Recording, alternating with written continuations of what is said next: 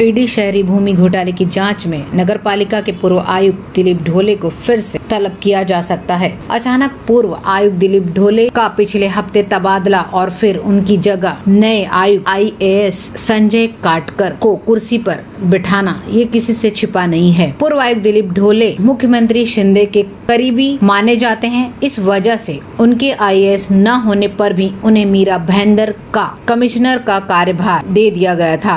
पूर्व आयुक्त दिलीप ढोले ने कुर्सी संभालने के साथ साथ विवादों को भी साथ में रखा था। मीरा भाईंदर में स्वच्छता अभियान के साथ वॉक विद कमिश्नर जैसे प्रोग्राम करके लोगों के बीच जा रहे थे, तो साथ में वह अपने मनमाने बर्ताव से भी उनके खिलाफ कई शिकायतें बढ़ती जा रही थी और इसी बीच कई भ्रष्टाचार के आरोप भी उन पर लगते जा रहे थे।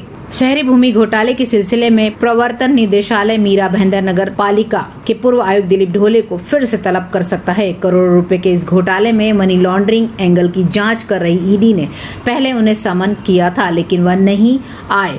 ढोले यह रुख अपना रहे थे कि समन आयुक्त के पद पर बैठे किसी भी व्यक्ति को था, न कि उन्हें व्यक्तिगत रूप से।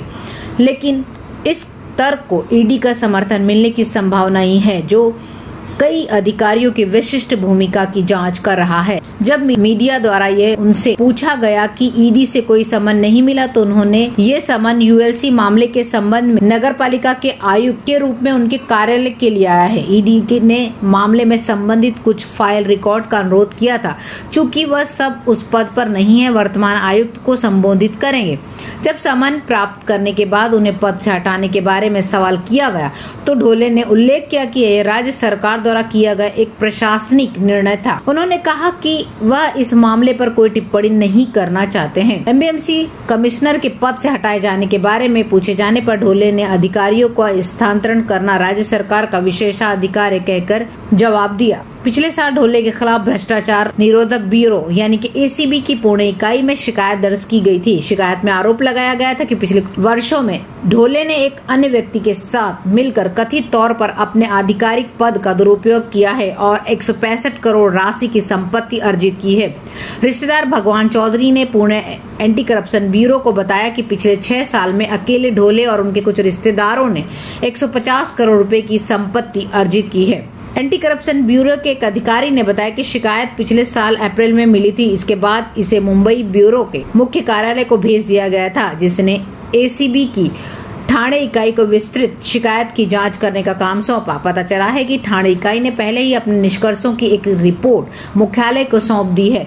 ठाणे के एक अधिकारी जिन्होंने निष्कर्षों को साझा करने से इनकार कर दिया, ने कहा कि गेंद अब एंटी करप्शन ब्यूरो के मुख्य कार्यालय के पाले में है। शिकायत के अनुसार पुणे जिले के थातवाड़े गांव में जमीन का एक बड़ा पार्सल अधिग्रहित किया गया था और इसकी वर्तमान कीमत 90 करोड़ रुपए थी और पुणे के इंदापुर तालुका में कई अन्य भूमि पार्सल भी हैं। शिकायत में खारघर के अंपायर अपार्टमेंट के अन्य फ्लैट्स का भी जिक्र है।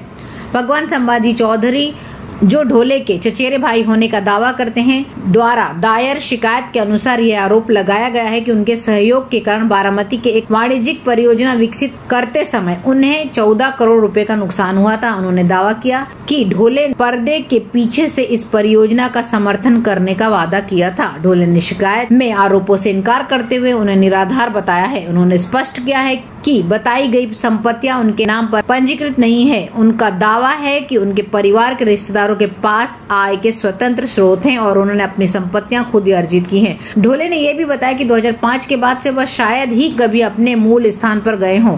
दिलीप ढोले ने आगे स्पष्ट किया है कि वह उनकी पत्नी सुजाता ढोले, जो एक सरकारी अधिकारी भी हैं, के पास जमीन के कुछ टुकड़े हैं जो विरासत में मिले थे। उन्होंने दावा किया कि शिकायतकर्ता उनका दूर का रिश्तेदार था और उन्होंने उनकी पत्नी के खिलाफ अपमानजनक भाषा का इस्तेमाल करने के लिए मीरा रोड में पुलिस शिकायत भी दर्ज कराई थी। इस तरह का मामला पूर्व आयुक्त दिलीप ढोले के खिलाफ आया है। अब देखना यह होगा कि कितनी जांच होती है, क्योंकि एक तरफ तो वह शिंदे के करीबी हैं और दूसरी तरफ अब उन पर ईडी की गाज कभी भी गिर सकती है। तो ये देखना होगा कि पूरा ये मामला किस तरीके से सामने आता है।